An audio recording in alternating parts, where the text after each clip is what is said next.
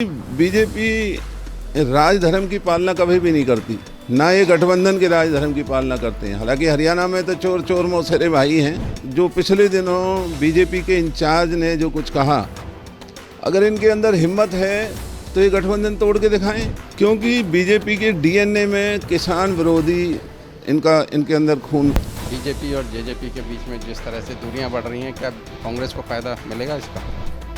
नहीं, कोई दूरी नहीं। हम तो कहते हैं कि इनकी दूरी होनी भी नहीं चाहिए, चुनाव में इकट्ठे रहें और कांग्रेस का मुकाबला करें अगर इनके अंदर हिम्मत है।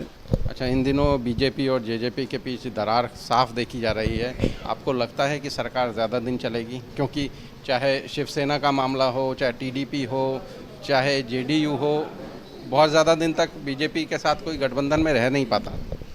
क्योंकि बीजेपी राजधर्म की पालना कभी भी नहीं करती, ना ये गठबंधन के राजधर्म की पालना करते हैं। हालांकि हरियाणा में तो चोर चोर मौसेरे भाई हैं, यहाँ दोनों ही लोगों को लूटने में लगे हुए हैं। लेकिन हैरानी की बात है कि अगर जो पिछले दिनों बीजेपी के इंचार्ज ने जो कुछ कहा, अगर इनके अंदर हिम्मत है तो ये गठबंधन तोड़ के दिखाएं।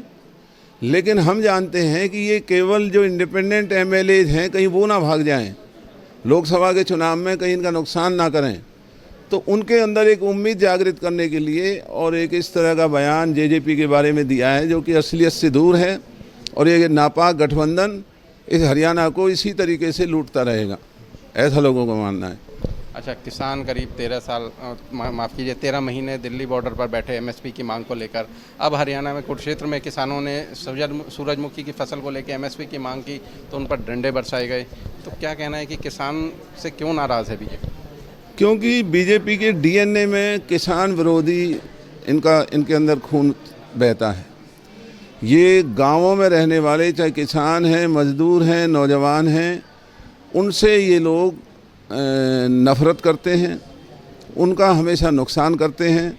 समय समय पर इनकी सरकार कभी काले कानून बनाती है, कभी जीएसटी को ग्रामीण लोगों के ऊपर लागू करती है, कभी लाल डोरा को समाप्त करती है, जिससे कि वहाँ रजिस्ट्रेशन ऑफ डॉक्यूमेंट्स में वहाँ इनको सरकार को पैसा मिलता हो। कभी वहाँ नए नए किस्म के लोगों के भविष्य को ख़राब करने में भारतीय जनता पार्टी की पुरानी आदत है। लेकिन लोग अब समझ चुके हैं, जो किसानों के साथ सूरजमुखी की फसल ना खरीदने पर उल्टा उनके साथ लाठीचार्ज हुआ, उनको अपमानित किया।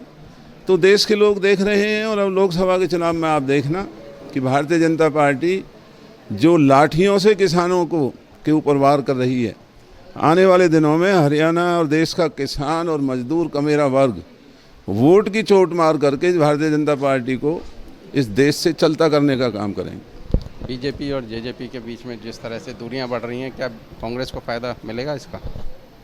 नहीं, कोई दूरी नहीं। हम तो कहते हैं कि इनकी दूरी होनी भी नहीं चाहिए, चुनाव में इकट्ठे रहें और कांग्रेस का मुकाबला करें अगर इनके अंदर हिम्मत है। लेकिन ये किसी के सगे नहीं, ना लोगों के, ना गठबंधन दल के, ना किसी और के। तो आने वाले दिनों में आप देखेंगे कि जो चुनाव में भारतीय जनता पार्टी चुनाव लड़ने के लिए जब मैदान में आएगी, तो देश के लोग इन्हें अच्छा सबक सिखाने का काम करेंगे। बिना संगठन के कांग्रेस कैसे तैयारी कर रही है चुनाव की? ये एक हमारे ऊपर एक सही इल्ज़ाम है कि हम जो संगठन का फैसला नहीं कर पा रहे हैं। तो हमने अपने शीर्ष नेतृत्व को बार बार कहा है कि संगठन को जल्दी से जल्दी बनाएं, आपसी मतभेदों को दूर करें, लोगों के दुख और तकलीफ़ की लड़ाई लड़ने के लिए मैदान की तरफ चलें। तो हमें उम्मीद है कि अब नए जो एआईसीसी इंचार्ज आए हैं, तो शायद जल्दी ही इनके मतभेदों को दूर करके हरियाणा में संगठन को भी गति देंगे। क्योंकि पिछले दिनों कुमारी शैलजा ने भी कहा था कि अब ये जो मतभेद हैं ये दूर होकर एकजुट होकर पार्टी को चलना होगा।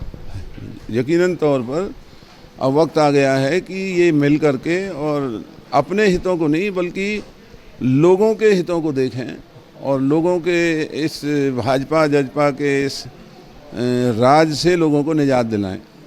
चलिए, हमसे बात करने के लिए शुक्रिया। Thank you.